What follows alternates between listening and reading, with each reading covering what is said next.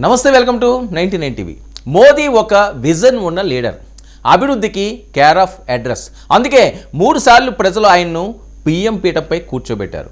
అభివృద్ధిలో జెట్ స్పీడ్తో దూసుకుపోతుంది. ముఖ్యంగా రైల్వే రంగంలో విప్లవాత్మకమైన మార్పులు వచ్చాయి. అమృత్ భారత్ పథకంలో భాగంగా రైల్వే స్టేషన్లను అత్యంత అందంగా అత్యాధునిక హంగులతో రూపుదిద్దుకుంటున్నాయి. అటు రైల్వేలో ప్యాసింజర్కు మెరుగైన మౌలిక సదుపాయాలు కూడా కల్పిస్తున్నారు. ఇక వందే భారత్ వంటి హై స్పీడ్ ట్రైన్స్ పట్టాలపై పరుగులు పెడుతున్నాయి. వందే భారత్ రైలు అంటే కేవలం మరో కొత్త రైలు మాత్రమే కాదు, ఇది కొత్త భారతదేశ ఆలోచనలకు ప్రతీకగా మారింది. మరోవైపు సౌకర్యాలేమితో ఇబ్బంది పడిన ప్రయాణికులకు ఇది ఒక కొత్త అనుభూతిని కూడా అందిస్తుంది.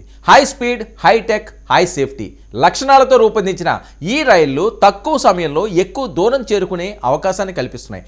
ఆధునిక సీటింగ్, శుభ్రత, భద్రతా వ్యవస్థలు ప్రయాణాన్ని మరింత సౌకర్యవంతంగా మార్చాయి. ఎన్నో దశాబ్దాలుగా పాత కోచులు స్లో జర్నీకి ఎండ్ కట్ పడింది. బ్రిటిష్ కాలం నాటి సిగ్నల్స్తో తరచూ ప్రమాదాలు జరిగేవి.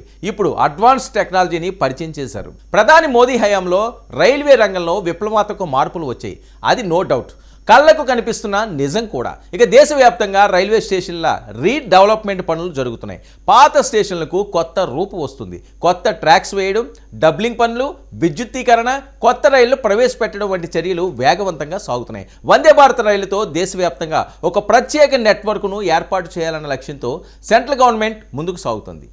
ఇక గతంలో చాలా ప్రభుత్వాలు ప్రతిపాదనల వరకే పరిమితమైన ప్రాజెక్టులు. మోదీ వచ్చాక పట్టాలకే అనే అభిప్రాయం బీజేపీ వర్గాల్లో బలంగా వినిపిస్తుంది. ఫైళ్లలో ఉన్న ప్రణాళికలను ఇప్పుడు పనుల రూపంలో బయటకు వస్తున్నాయని అంటున్నారు. మాటలు కాదు, పనులు ముఖ్యమైన నినాదంతో ప్రకటనలకే పరిమితం అవ్వకుండా ప్రారంభోత్సవాలు జరుగుతున్నాయన్నది వారి వాదన. రైలు రావడం వల్ల అనేక వర్గాలకు లాభం చేకూరుతుంది. ఐటీ ఉద్యోగులు తక్కువ సమయంలో నగరాల మధ్య ప్రయాణం చేయగలుగుతున్నారు. ఇక వ్యాపారులు తమ పనులను వేగంగా పూర్తి చేసుకునే అవకాశం కూడా పొందుతున్నారు. దూర ప్రాంతాలకు వెళ్ళి చదువుకునే స్టూడెంట్స్కు ట్రైన్ జర్నీ ఈజీ అయ్యింది.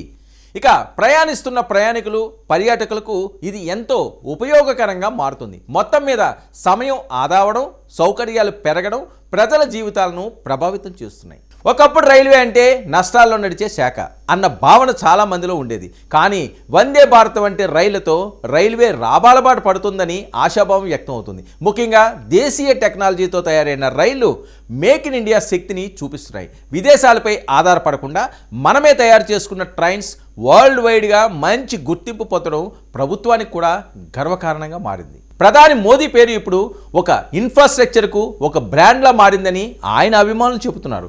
హైవేలు, ఎక్స్ప్రెస్ వేలు, మెట్రో రైళ్లు, ఇప్పుడు హై స్పీడ్ ట్రైన్లు, ఇలా దేశవ్యాప్తంగా అభివృద్ధి పనులు జరుగుతున్నాయని బీజేపీ నేతలు చెప్పుకుంటున్నారు.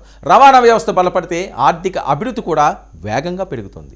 మొత్తంగా వందే భారత్ రైళ్లు నవభారత్ వేగానికి నిదర్శనం. మోదీ శైలి పరిపాలనలో రైల్వే మ్యాప్ పూర్తిగా మారిపోయింది.